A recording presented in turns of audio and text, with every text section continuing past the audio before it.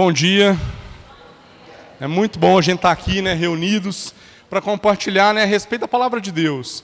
Hoje para nós é um dia especial, nós estamos falando todo esse mês a respeito de consagração, que é a gente se consagrar, ao Senhor, mas vamos falar também um pouco mais daquilo que seria, como a gente se dedica diariamente, na nossa vida pessoal, na nossa família, em relação também ao ministério.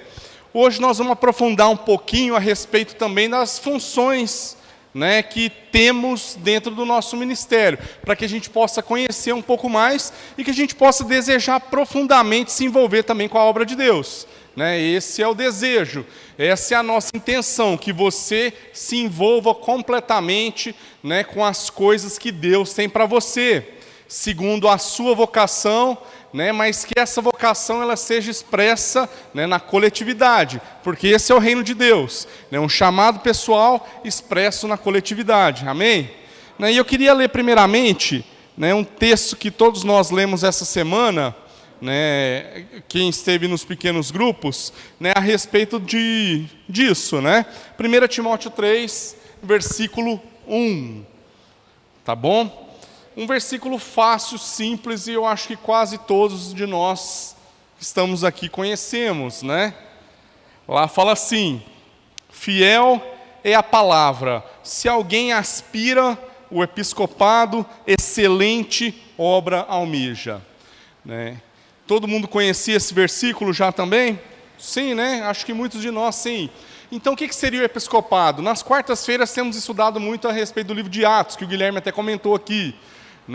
E em Atos a gente vê que o episcopado, nessa função de bispo, de presbítero, significava isso aí, tá? Aspirar, o serviço da igreja, aspirar o ensino, aspirar, a parte do governo. O que seria essa parte do governo? Se envolver, irmãos, com as questões, de tudo que há dentro da vida da igreja, da eclesiologia, daquilo que nós vivemos.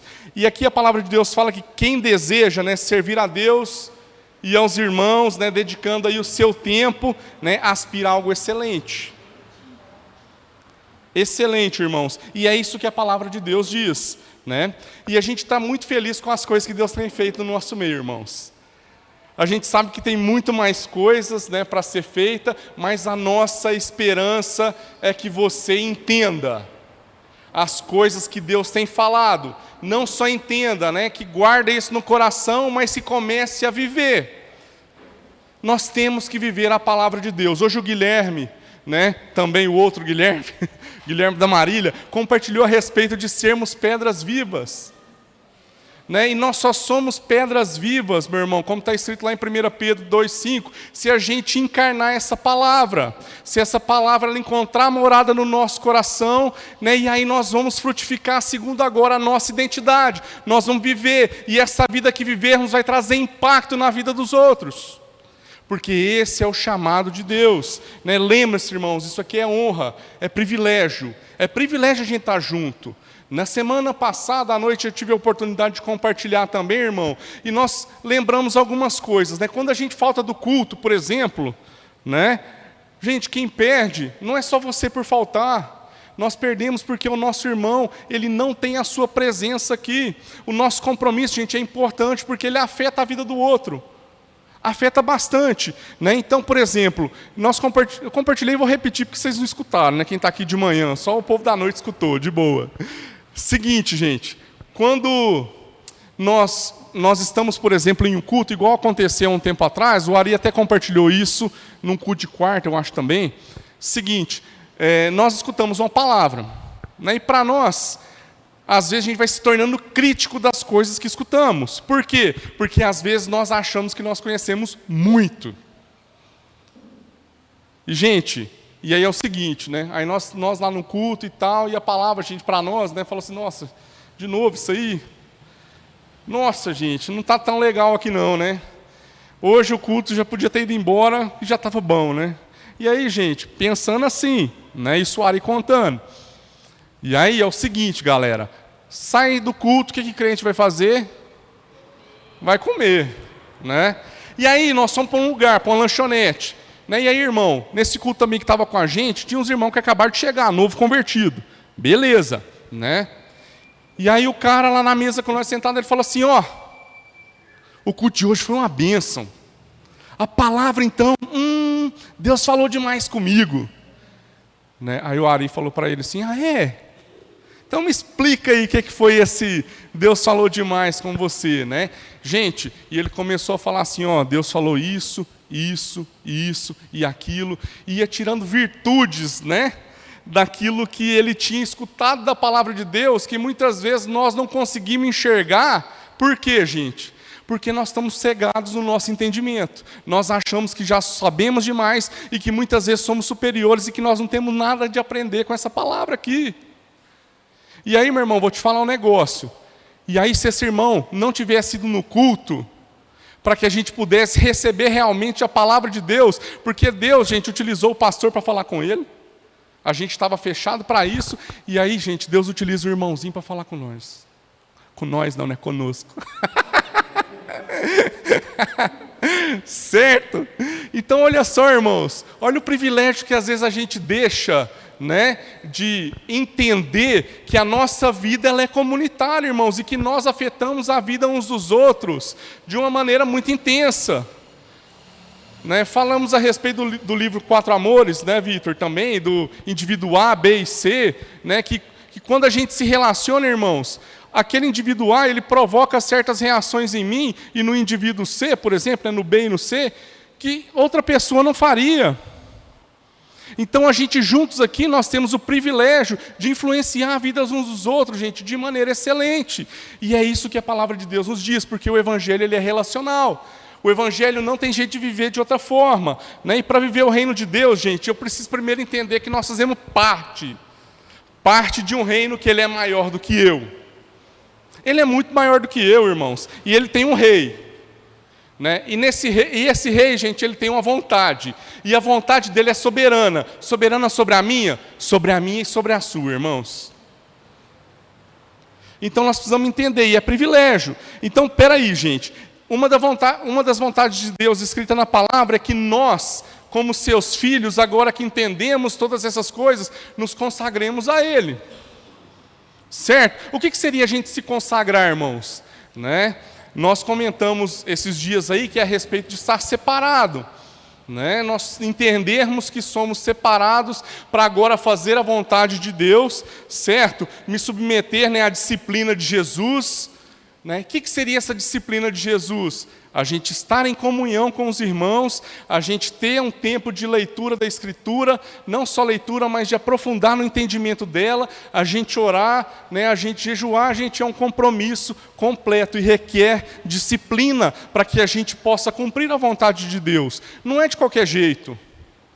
Não é de qualquer jeito, irmão, não é quando a gente quer. Porque nós entendemos que as coisas que Deus, né, tem nos chamado para fazer, necessitam intencionalidade. E muitas vezes, para a gente ser intencional, nós vamos ter que viver as coisas, né, não pelo querer, mas pela intenção de fazer. E nós temos que viver agora segundo aquilo que a palavra de Deus diz e não aquilo que eu acho. Porque, meu irmão, no final, você está errado e Deus está certo. É simples. Né? No final, gente, nós estamos errados. E Deus está certo. Então, olha só, para que nós vamos bater cabeça? Nós precisamos avançar, irmãos. Nós precisamos, né, não só ver Deus, mas entender que Ele agora é nosso Pai. E nós, como filhos, temos que fazer a vontade dEle. Né? E olha só que interessante. Quando a gente reconhece esse chamado, né, na vida das pessoas, que é o caso até que nós vamos mencionar bastante hoje, tá? Mais especificamente em uma casa, porque nós entendemos que há casas, né, que são pastores, né, casas que são presbíteros, casas que são diáconos. Por quê? Porque nós entendemos que a família ela é envolvida em todo esse processo. Né? E a gente reconhece assim nessas casas dons, nós reconhecemos cuidado, né? Isso alegra muito o nosso coração, irmãos. Alegra muito o nosso coração. Por quê? Porque nós sabemos que estamos por bom caminho. E eu vou te falar, irmãos, a gente se alegra ainda mais, porque esse caminho é um caminho que não tem volta geralmente, tá? Né? E aí, irmão, vou te falar, vocês já sabem, os desafios da vida comunitária. É difícil, é difícil. Né? Tem vezes, irmãos, que eu vou falar um negócio para vocês, que dá vontade da gente pegar uns e esganar, só isso. Né? Esganar mesmo. Por quê? Porque os irmãos, muitas vezes não são fáceis, mas são os irmãos que Deus nos deu. E aí, o que nós vamos fazer? Nós vamos jogar fora? Não vai. Né? Então a gente vê aí Jesus, né, com seus 12 discípulos. Imagina andar com 12 caras, certo? Dormir com 12 caras assim, né? Acordar com 12 caras, né? E uns de mau humor, outros, sei lá, gente. Vou te falar para vocês, eu tive uma experiência de ficar 3 meses com amigos rodando, né, alguns lugares que era uma banda que a gente tinha. Gente, ali nós entendemos que se a gente não fosse família, o negócio não ia funcionar. Né? E vou falar um negócio para vocês, gente. Era todo mundo cabeludo. Eu odeio cabelo no ralo. Odeio. Né? Então você imagina 4 caras cabeludos tomando banho no mesmo banheiro. Gente, era uma peruca todo dia que tirava de lá. Ué. E aí, irmãos, nós vai ensinando, né? E aí, nós vamos assim, lapidando uns aos outros. Né? E aí, nós entendemos que algumas vezes a gente tinha que ceder, né? Outras vezes a gente tinha que dar uns puxão de orelha, né? E outras vezes a gente tinha que bater também um pouquinho, né? Certo? Mas o legal, gente, é que isso nos uniu muito. Sabe? Então, essas nossas diferenças, né, quando a gente se relaciona, vou falar um negócio para vocês. Elas nos moldam. Todo mundo sabe, gente, quem namora já começa um pouquinho disso. Depois, quando a gente em casa, também nós sabemos que a relação ela é muito diferente de um namoro. Quando tem filho, então, gente, são as coisas que nós vamos amadurecendo, né? E essas são coisas boas. Então, na vida da igreja, as pessoas que Deus nos deu, nós temos que cuidar. Nós temos que, às vezes, aparar as arestas, mas nós temos, gente, um alvo para prosseguir. Nós temos um caminho para trilhar. Né? E quando a gente vê esse esforço para viver digno de uma vocação que Deus deu pessoal, no favor do coletivo, gente, isso é maravilhoso. E eu vou te falar, gente, isso alegra o nosso coração, ver a galera atendendo a família, né? Ver esse reconhecimento também dessa liderança pela igreja em si, né? Então exercem as funções antes mesmo de ter um título, né? Porque a gente entende o quê? Que é privilégio. É privilégio, gente, assim como nós falamos, né? Nós somos, cremos e fazemos. Somos por quê? Porque temos uma identidade. Cremos por quê? Porque a palavra de Deus afirma essa nossa identidade, irmãos. Ela afirma, ela confirma. Então, muitas vezes, né, nós vemos na vida de grandes homens, falam assim, ó Deus, eu não dou conta. E a palavra de Deus falava assim, vai, porque eu estou te mandando. Então, olha só, ele sabia a identidade, mas a palavra de Deus confirma essa identidade, e por isso nós fazemos segundo a nossa natureza, em Cristo. Então, irmãos, isso é maravilhoso. É maravilhoso. Né? E em Timóteo, gente, nós vamos continuar lendo aí o 1 Timóteo 3, tá bom? Lá fala as características daquelas pessoas que desejam servir, né? Daquelas pessoas que desejam colocar a sua casa à disposição do reino de Deus. E há uma especificação muito forte na questão do homem, que nós entendemos que é uma atribuição dada por Deus, mas o homem sozinho, sem a sua família, ele não consegue realizar as coisas que Deus mandou fazer. Por mais que seja uma atribuição dada a ele, mas se ele não tiver uma família com ele, ele não consegue. Nós vamos ler isso aqui, irmãos. Lá em 1 Timóteo 3, no versículo 2, já fala, né? É necessário, pois, que o bispo seja irrepreensível, marido de uma só mulher, moderado, sensato, respeitável, hospitaleiro e apto para ensinar. Não deve ser apegado ao vinho, nem violento, mas sim amável, pacífico e não apegado ao dinheiro.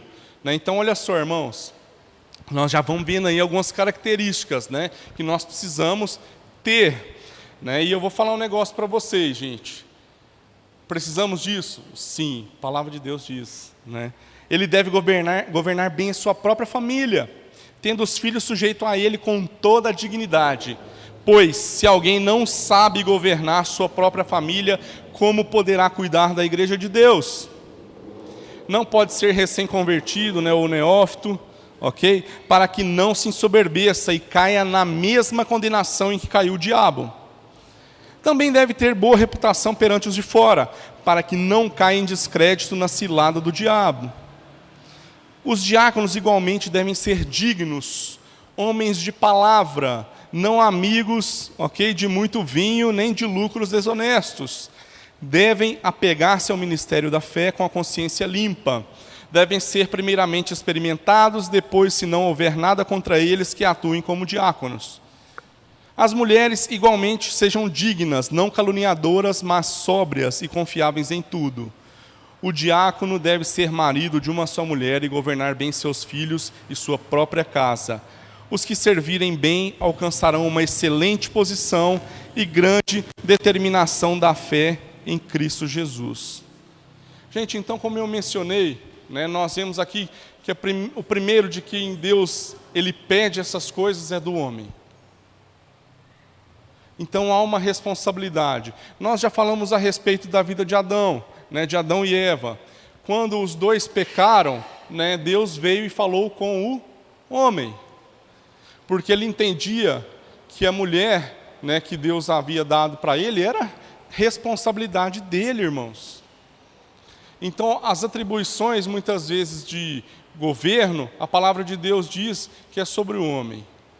Né? Então há um peso sobre você, viu, meu irmão? E nós queremos colocar, né, realmente todo o peso da palavra, porque precisamos nos empenhar, porque nós precisamos governar bem a nossa casa, nós precisamos ter os nossos filhos sujeitos a nós, nós precisamos não ser apegados ao vinho. Ah, quer dizer que não pode beber? Irmãos, tudo aquilo que tira a sua consciência, tá? É pecado, irmão. Tá bom? Não estou falando que bebida é pecado, todo mundo entendeu, né? Então, se você bebe e não fica bêbado, beleza. Agora, se você bebe e você não tem consciência dos seus atos, né? Então, irmãos, nós precisamos começar a enxergar, né? Lembro que antes da gente se casar, eu e a Cláudia, gente, a primeira coisa que vieram fazer foi conversar comigo, né? Meus pastores, meus amigos, né?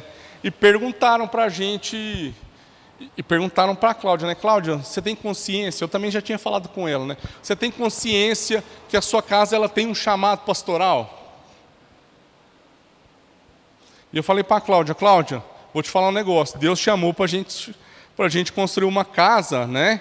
Onde ela vai servir a Deus, né? Tanto na igreja, quanto em missões, quanto pastoral, né? Isso a gente conversou.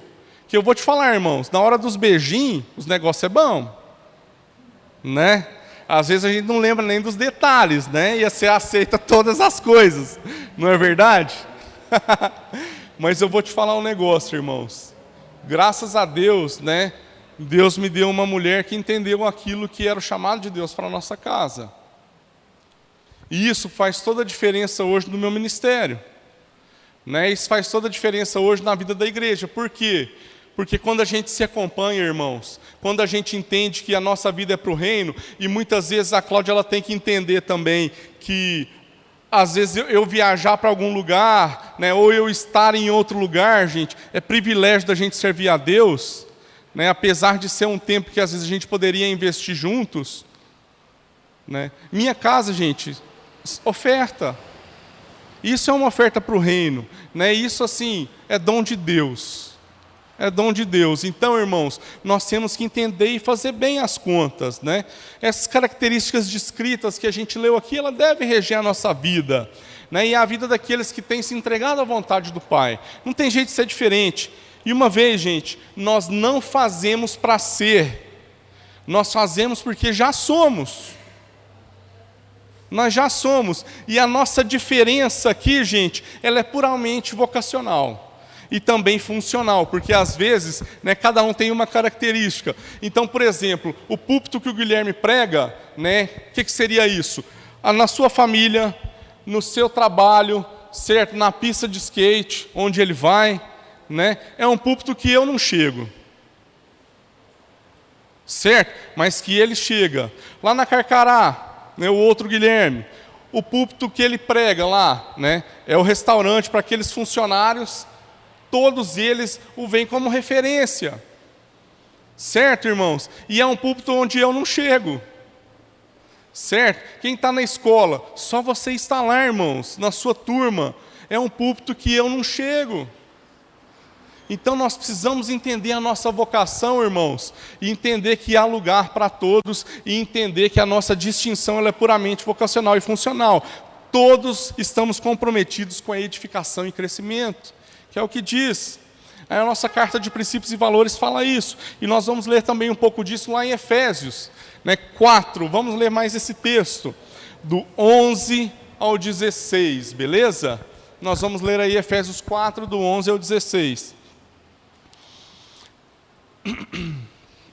Deixa eu tomar uma aguinha rapidinho.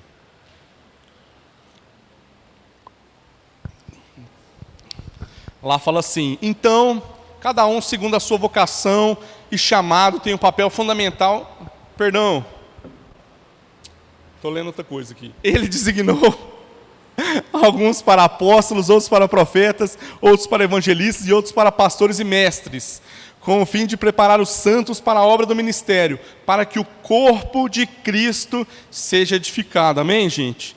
Até que todos, galera, todos alcancemos a unidade da fé e do conhecimento do Filho de Deus. Tem muito trabalho? Tem, né? Porque esse todos aí engloba todo mundo aí, né, galera?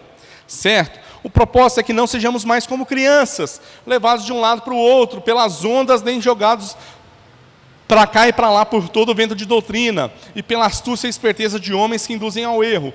Antes, seguindo a verdade em amor, cresçamos em tudo, tá, gente? Não é só eu cresça, é cresçamos, é nós, em tudo naquele que é a cabeça, Cristo. Dele, todo o corpo, ajustado e unido pelo auxílio de todas as juntas, cresce e edifica-se a si mesmo em amor, na medida em que cada parte realiza a sua função, irmãos. Por isso, nós precisamos exercer a nossa vocação, nós precisamos exercer o nosso chamado, tá bom? E nós temos um papel fundamental na vida da igreja com as nossas diferenças, porque aquilo que às vezes você enxerga, né, você pode trazer para a comunidade, irmãos. Nós temos responsabilidade com as coisas que vemos. Nós temos responsabilidades uns com os outros. Irmãos, isso precisa estar claro. Por quê?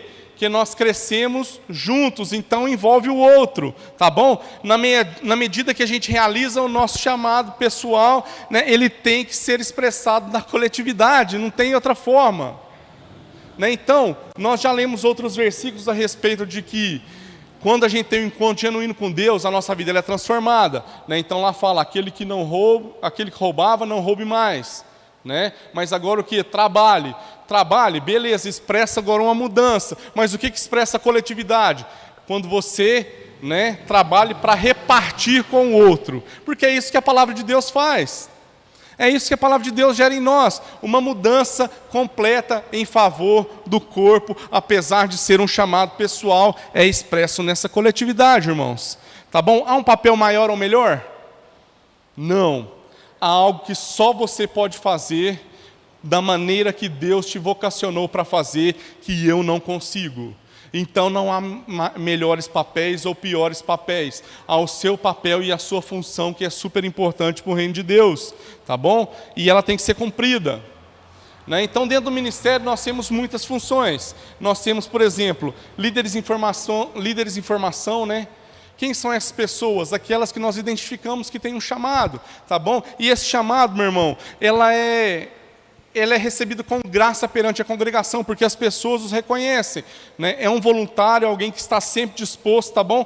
E ele pode ser convidado, né, para, em treinamento, ter um tempo, né, em experiência em exame de uma função.